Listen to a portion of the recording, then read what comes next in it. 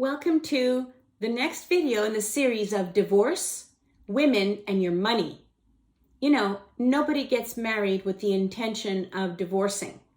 And regrettably, since the pandemic, divorce rates in Canada have increased by 100%.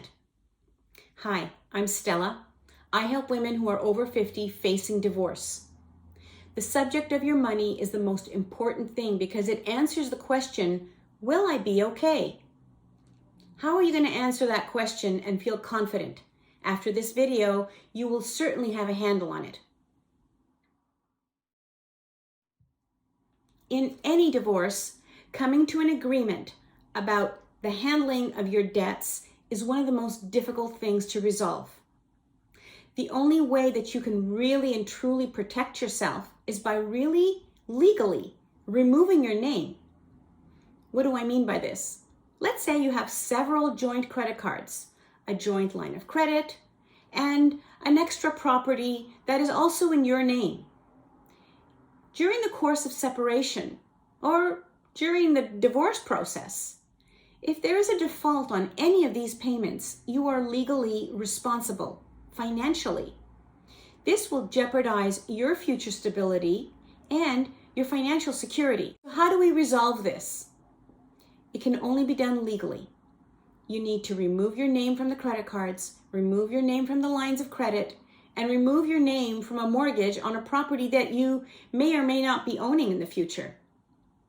So here you need to work with a financial advisor because you need to review all your financial credit and debt documents so that you know which ones need to be addressed.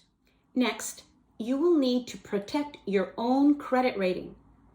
In previous videos, I've talked about the importance of getting a credit rating on yourself and your spouse because anything that is hidden will be revealed in the credit report. But let's take it a step further. You need to protect your credit rating.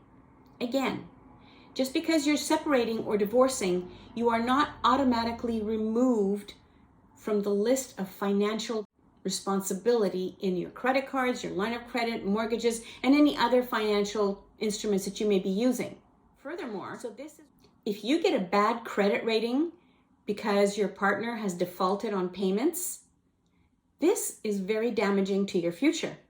You have a financial future to take care of. You cannot afford a bad credit rating because your post-divorce life will depend on your credit rating. So take these steps and try and get these resolved as quickly as possible. Working with a financial advisor is really significant here. Most likely, you will have to use a notary in the case of property or another professional. So your financial advisor is the best person to tell you what the best course of action here is. However, it really is beneficial if you can avoid getting the legal system involved. The minute that happens, things start to get very expensive. Anything you have to do with a lawyer will be billed at his hourly rate. So if an email is billed to your account as a 15-minute billable hour, if his billable hour is $400, your email just costs you $100. Next, try mediation. In mediation, an unbiased third party works with both of you. There's a give and take. And when it comes to the settlement of your financial instruments, this may be a great advantage to you. You can opt for methods of dividing up your financial assets in a way that will save you money in terms of tax implications, fees, and penalties. But I must stress this. Make sure you have a good, long conversation with your financial advisor before you walk into this conversation. You need to equip yourself. You need to know what's what. And then when this give and take happens, you will understand exactly what you're giving and exactly what you're taking. This is very key. Coping financially after the divorce is never easy. It's a fact that the same income that was used for one household is now divided into two households. So this is why it is so important to have a good look at your financial portfolio and understand how the division of the assets is going to affect your life. One of the first things that you should do with your financial advisor is review all of your financial accounts and come up with a personal budget for your new life post-divorce. I have a video that goes into detail about this. It's also detailed in my book, I'm Getting Divorced, Where Do I Start? The reason that this is so important is because you need to know what it costs you to live. One of the first questions your lawyer is going to ask you is, how much do you need to live? This is pivotal for you because it goes into the separation agreement. The separation agreement is the cornerstone of your divorce. So sitting down with your financial advisor and coming up with your new personal budget will equip you going forward, but it will also give you an understanding of how much you're actually spending and what you really need to live.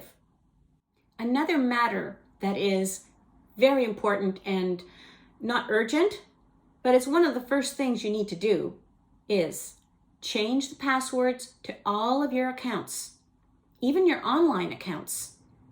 Things that you may not think are going to be looked at by your spouse will be. Next, open up your own bank account, get your own ATM card, and get your own credit card. The credit card is very important. If you have never had a credit card in your own name before and has always been a joint account with your spouse, this is not a problem. There are stores that are happy to give out their credit card applications to you. So, before you cancel any of your joint accounts or any of your credit cards, apply for a store credit card, like a pharmacy or a grocery store. They're very happy to give you a $500 credit limit. That's very easy to obtain. You fill it out using your household information, your household income, but you don't put your spouse's name on the card. Put your own name. And in this way, you will at least have one credit card. The reason this is very important is because it is customary in divorce proceedings to cancel the spouse's credit card. That is one of the first things that happens. As a matter of fact, it's on Grace and Frankie. When they first get divorced, they go to a restaurant and their credit cards both get declined, and they haven't been forewarned. I don't know why they do that, but it is customary not to give you the warning, so don't expect that to be forthcoming. The other very important thing to take care of is you need to change your will and your beneficiaries. Nobody wants to think about that. But just because you're separated has no impact on who your beneficiaries are, in your will, and in other financial instruments that you may have, personal holdings that you have, your life insurance policies. And also have a look at your insurance policies because you may not have the medical insurance plan during the process of divorce. Your partner may remove you from that list. So this is a heads up. Prepare yourself. If you're prepared, it's not a problem. So next, you've been working with your financial advisor. You've looked at your financial documents. You know what kind of money you're spending. It's very difficult to predict what kind of money you can expect. As a general rule, if you are over 50 and you're divorcing, your spouse has the obligation to support you, especially if you've been married for over 20 years.